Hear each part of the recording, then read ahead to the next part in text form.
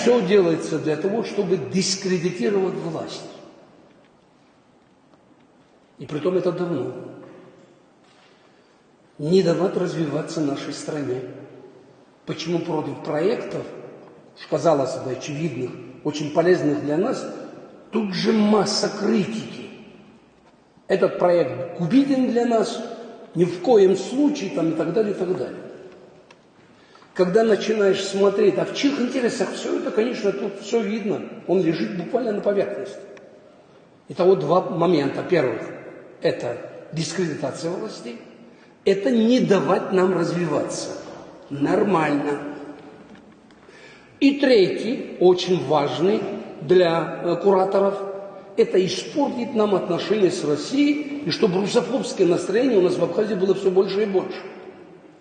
Конечно, меня далеко уже не молодого человека, это очень и очень тревожит. Очень много людей в обществе, кто это начал понимать.